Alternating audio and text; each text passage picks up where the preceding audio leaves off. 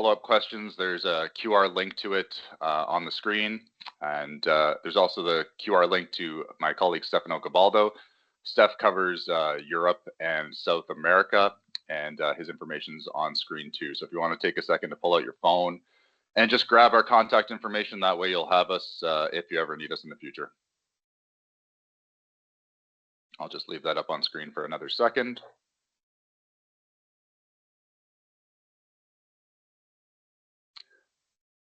Okay, today we are going to talk about what is reverse circulation drilling.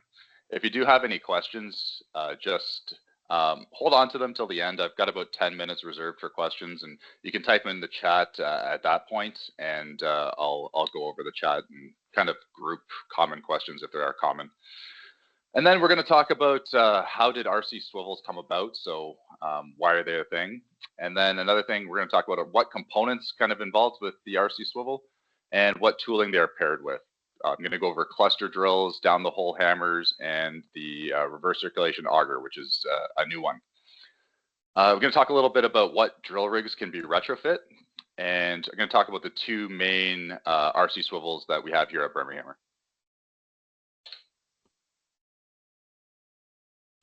So this is a big slide, lots going on here. What we're going to first talk about is what is reverse circulation drilling. I'm getting a little bit of an echo. If someone could just mute, perfect. Thank you. RC stands for reverse circulation, and it is a method of drilling that uses air to drill hard rock and return the cuttings to the surface through the drill string. It differs from direct circulation in that the cuttings are controlled and don't just spray out of the top of the pile being installed. Air goes down to the drill string and powers the down the hole hammers that chisel the rock, or the multiple down the hole hammers in the case of a cluster drill. Under a head of water, a vacuum is created, and the air and cuttings move upwards and are directed back into the drill string, up through the rotary, and returned through a discharge hose to a waste storage location. Now, that waste storage location could be a couple of containers. It could be a dump scow in a marine environment. It could be a pit.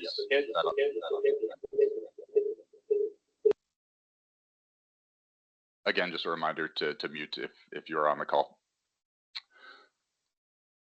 So on the leftmost. Yeah, I should be, yeah. Okay, so yeah, if you want to meet up, we can do that. I can. Hey, Joel, can you mute? I'll try to mute as they come in, David, so you keep going. Okay, so on the leftmost diagram, you see this process in the context of a down the hole hammer. You can kind of see in the orange, the air going down the drill string, down through the down the hole hammer, and then returning with cuttings up through the blue portion, through the crossover, and back up the drill string. The photo next to it is a similar example using a conventional rotary bit. It would be a very similar example using a cluster as well. The photo in the center is the finished product of an RC case advanced installed pipe. And the photo on the right is a Berminghammer vertical travel lead paired with a Berminghammer drill, complete with an RC swivel installing the pile you see in the center. The next slide gives you an idea of what these kind of installations look like. I'm going to give the example of a case advanced installation using reverse circulation drilling. So this is a video taken in France, and it's a good example. You can see in this case that they're just discharging back into the ocean, but it is very common to discharge back into a pit or a container or a dump scow. You can see that the conventional method of installing these piles might be to vibrate or drive them to the rock and then go and clean them out with a hammer grab and then go and drill the socket afterwards. But in this case, when you do use case advanced RC drilling, you can actually install it all in once. So you grab the pile that has a ring bit on it and you pull it up the drill string, kind of like you put your sock on your foot, and then drill it in. This is just a video giving you an example, kind of what it looks like. So how did the RC swivel come about? Well, Berminghammer is well known for vertical travel leads, which can take a crane a customer already has and make it into a foundation rig. Many people don't know that Berminghammer has made and stocks dedicated RC drills. All of them incorporate an RC swivel.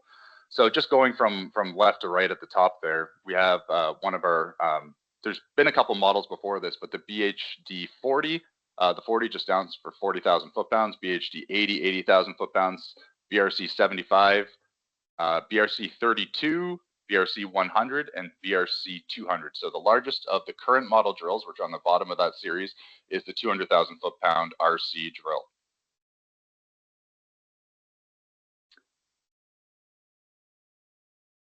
Now you can see in the each of these later model drills what looks honestly like a RC swivel on top.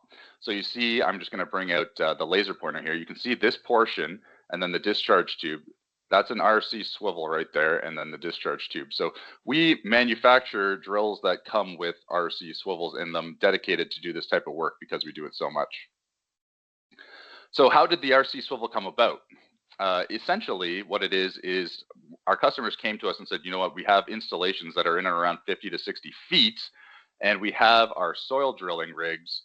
Can we use that? Just like you can put a foundation rig on a crane by using a lead system, you can drill hard rock on a conventional soil drilling rig by putting on an RC swivel.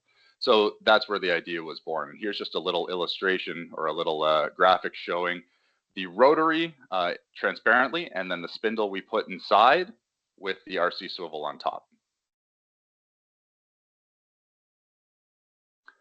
So our first customer, this was on the east coast of the United States. I just want to show these pictures because it shows how essentially we replace the Kelly bar and put in what we call a RC spindle. So the spindle replaces the Kelly bar, and that's what's turned. And above that, you have your swivel and discharge. And that is essentially how the RC swivel came about. We're making them for our RC drills, and then we realized we could retrofit drill rigs with the same swivels. So just a little bit of terminology. I'm going to, again, bring the laser pointer out here. But going from the top down, we have our discharge elbow. If you can imagine, a lot of cuttings are coming up this discharge elbow, being turned at 90 degrees and then being turned another 90 degrees to come down. So what we've done is we've actually made on our RC swivels 2 wear pads that are hard faced that can be removed. So as these are being sandblasted all day from drilling, we do have replacement elbows that can go in, and when the plate's been worn down enough, they can be replaced. Below that, I'm just going to stay on the left side here. We actually have the RC swivel itself, and that connects to the rotary in 2 places. It kind of bears on a top surface here, but we have a torque reaction frame that connects the RC swivel back to the rotary, just so that it's not spinning with everything. And then below that, we have the spindle, which is the part that replaces the Kelly bar. And then below that, we have adapters to our various drill string sizes. Below the drill string, we have, especially in the application of down the hole hammers, we like to have a gate to be able to hold the pile in place and drill accurately on location. Now on the right side, we have our discharge hose, which then heads down to a cyclone, and that cyclone helps slow down the cuttings that are coming flying out of the discharge hose so that they can deposit gently into wherever you're going to deposit them, whether it's, again, a dump scour or a container or a pit. So I want to thank the engineering team for helping me put together this nice diagram, but it shows all the different applications that we have for the RC swivel. On the left, we'll start with the down the hole hammer. So at the bottom, after our drill string, we have a crossover and down the hole hammer. We've also used our RC swivels to go with large cluster drills. So down the hole hammers, typically we're going into up to about 48-inch. Clusters, we've gone as high as 11 feet in diameter with these systems. And the RC Auger is a new technology that I'm excited to talk about. I'll explain a little bit about that one later. So these are pictorially what they look like, but the next slide shows kind of what they are in real life pictures. So the first one I'm going to talk about is the down the hole hammer. You can see on the right slide here that this project was in New York City, and what they're doing were drilling, I think it was 30-inch piles up against this wall right here. and they were drilling right into rock almost immediately. So we have a down the hole hammer set up with a crossover, some drill string, the spindle, and the reverse circulation swivel installed into, I believe this is a Delmag RH28. And we have the discharge, which is headed back to a settlement tank in the background over here. So they, again, like putting a sock on a foot, they put the pipe with a ring bit onto the down the hole hammer and drill string. And you can see in this photo on the left that they were installing it. They're in mid-process or just starting to drill it down. So this next little animation was taken with permission from MinCon's website, but and the photo as well. One of the uses for this for the RC Swivel is to do these opal wall installations. So you can see they have pipe with interlock, and they get the next section of pipe with the interlock on it. Again, with the down the hole hammer, same idea as this previous slide, but with a connector to the next pile, and then they're drilling in rock pretty well immediately to install the pile and install the opal wall.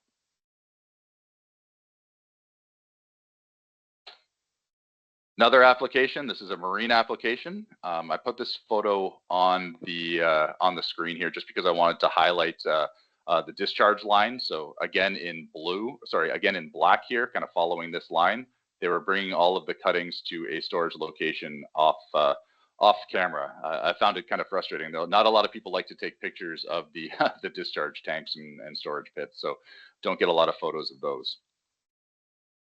So the setup consists mostly, again, our RC swivel up at the top, the drill string, and then we get down to the crossover. This is the piece that allows the cuttings that come up the side here to redirect and go into the center of the drill string, which allows that reverse circulation. Going from the bottom up, we have the drill bits, we have the down the hole hammer, a shock stub. In this case, we have a long extension, and we have a shroud on the outside. All of the cuttings would come off the bottom here with the air, come up along the side of the shroud, and then be redirected into the crossover and up through all the drill string and to wherever we want to store it. Cluster drilling is the second application that I want to talk about. This photo is is from a really interesting project, and I encourage you to look it up after. They've got a really cool web view where you can actually go into the tunnel. But in St. Louis, they were drilling a large kind of storage tank right in rock about 200 feet below ground so that they could deal with a problem that many cities deal with, which is storm events overwhelming their water treatment plants. So they were installing a really large, for lack of better words, a shaft horizontally 200 feet below ground, and that would store all of the combined waste and storm water that was overwhelming the system until they could treat it. So as part of that installation process, they needed a couple access and ventilation shafts. So the cluster drill that you see here was attached to our drill string and RC swivel on an LV36. And it was used to drill out what eventually was an 11-foot shaft to be with those ventilation and access shafts. It started, they did it in kind of a process. They did a 6-foot and then widened until they got to that 11-foot. They had a discharge pit just off of camera view again. They had a discharge pit where they had dug out an area, surrounded it with concrete blocks where all of the discharge would go settle, the water would seep out of it, and the remaining cuttings would be in that pit. So again, very similar to the down the hole hammer, just in this case, the cluster has its own internal crossover to allow the cuttings to come up the center of the pipe. And again, this is a video taken from the Center Rock site with permission, showing how the cluster works. So you have multiple down the hole hammers, and you have air feeding all of those down the hole hammers and coming back up, cuttings, water, and air going back up into the center pipe.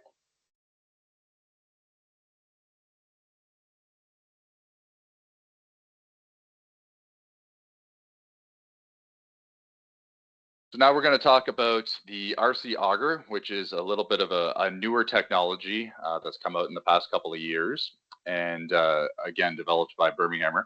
And in these videos that I'm going to show you, what I'm outlining is a process of cleaning out a pile. So whether it's an auger or whether it's a clean out bucket, when you have a pile installed, it could be in a marine environment, could be just on land like this, and you need to be able to clean it out. The process can be quite slow. So if you had multiple, let's say you had hundreds or thousands of these piles to clean out, you're constantly tripping back in and out of these piles to be able to clean them out. In marine environments as well, sometimes you'd use what's called a hammer grab to go in and clean the piles out. Again, it's a slow process because you have to go into the pile, take a little bit of material out, dump it somewhere, come back in. So if you have the RC swivel and drill string and an RC auger, what you can do to clean out these piles instead is go in one insertion. So you have, if you have, let's say it's an LB36 and you have roughly 65 feet of stroke, instead of having to trip in and out multiple times, what you can do is go with one insertion, use air, use water, bring all the material out at once, discharge it wherever you want to put it, and instead of having to trip in and out, going multiple times, taking a lot of time, you're kind of in and out of the pile very quickly. This can be especially useful in environments where you actually are already using down the hole hammers or clusters, because if you have 90% of the tooling and you want to use RC auger to clean your piles out before you get to rock, you can do that as well. So cool piece of technology. Again, it's very new within the past couple of years, but again, on jobs that have multiple piles that need to be cleaned out, and you wanted to accelerate your schedule a little bit, it could be a really useful piece for you.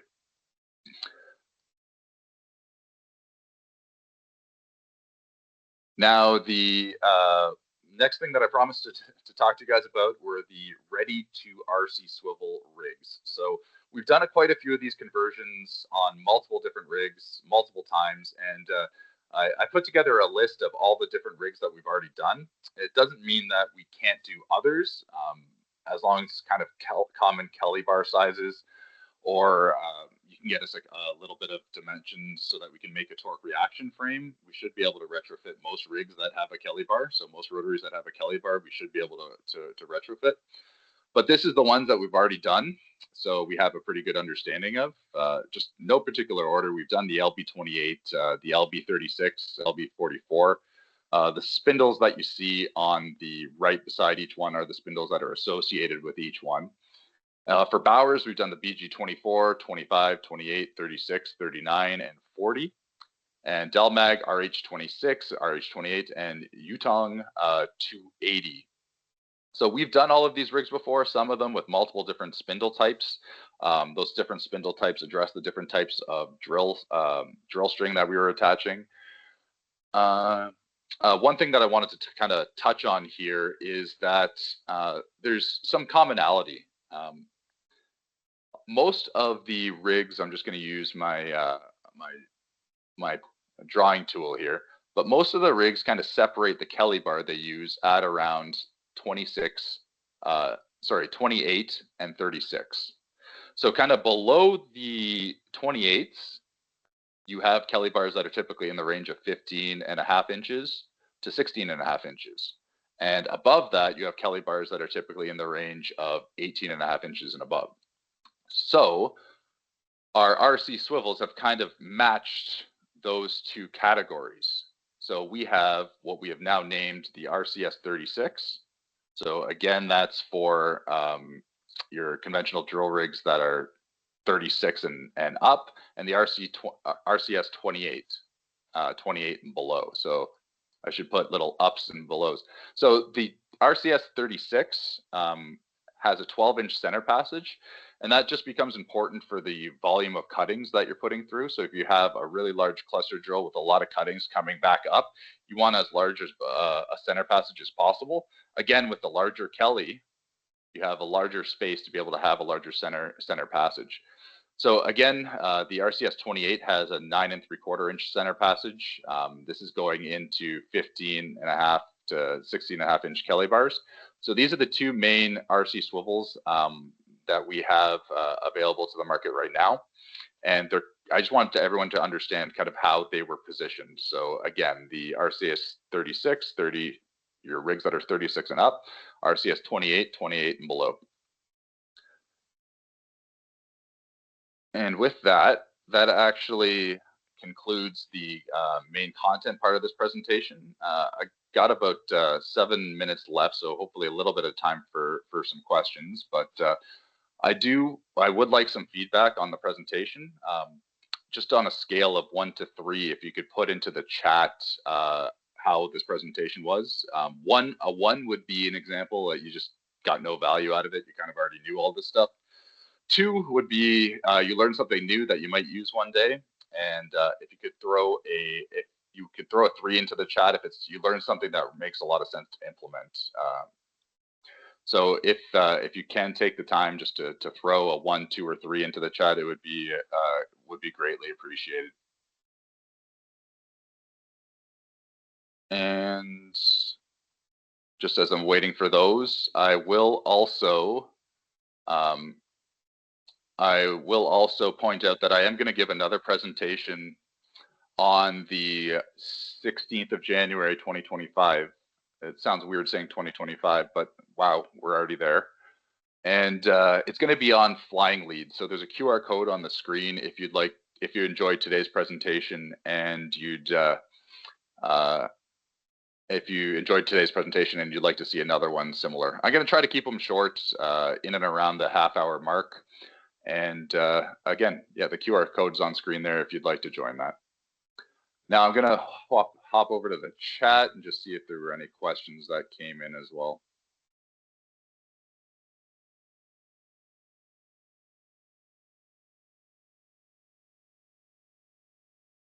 I don't see any questions, but if you do have one and you want to unmute and ask, you can feel free to do that.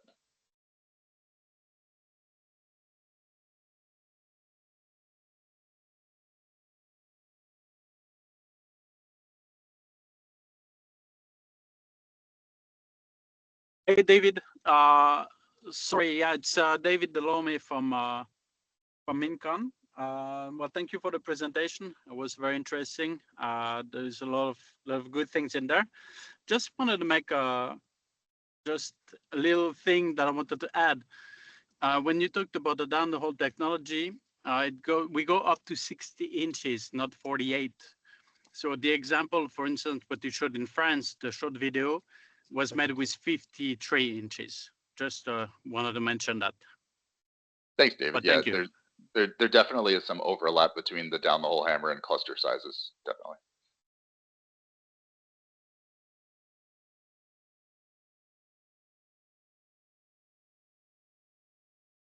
Ray, you asked about a rat hole? Yes, especially with the like the Bauer Delmag LRB rigs. Yeah, just to get the casing on the string. Yeah, so you have to be able to, again, put the sock on the foot. So if you don't have the space, so say your pile is 40 feet and you've got about 60 feet on your mast, you have like another 20 feet there that you need to be able to get the sock on the foot. So you need to go below grade by about that additional depth. So in that case, Ray's just referring to drilling a small hole that you can put the pile in first to be able to have that depth. And yes, in the case that you need that depth, you would use a rat hole.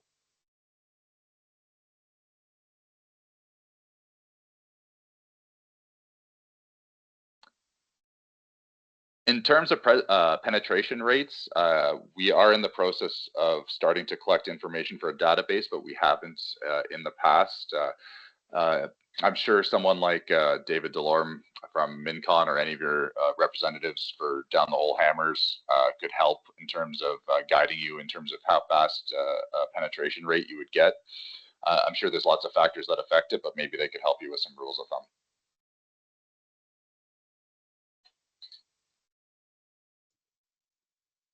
Hello, this is Sami Paavola from Robit. Hey, Sammy.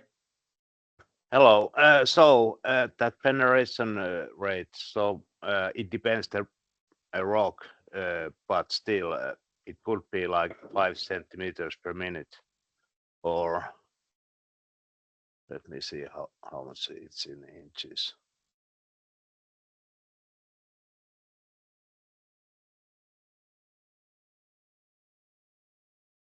Yeah, five centimeters is like 2 inches. 2 inches a minute. Yeah, right. Approximately. Yeah, it goes drilling with air in most cases goes from drilling meters per hours to meters per minute. Minutes, not minute, but minutes. So it's quite a drastic change drilling with percussion.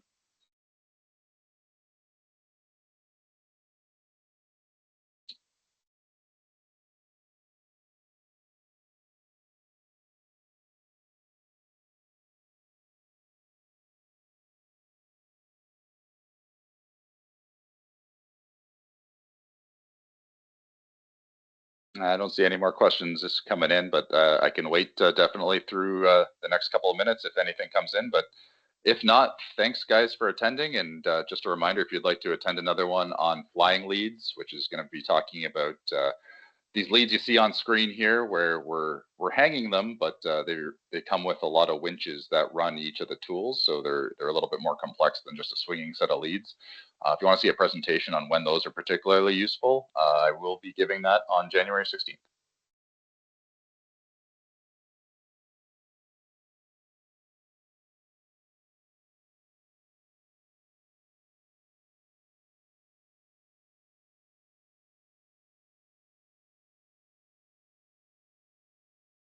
And thank you everyone that put in a rating. Very much appreciated. Thank you for the presentation, David. Appreciate it.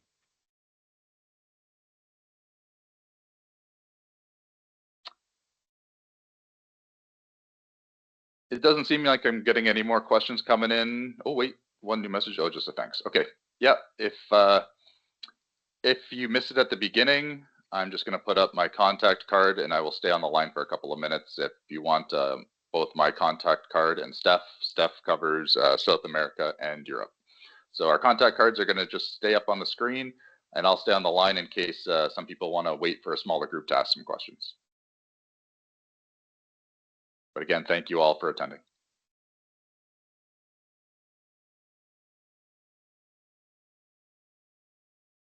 Thank you.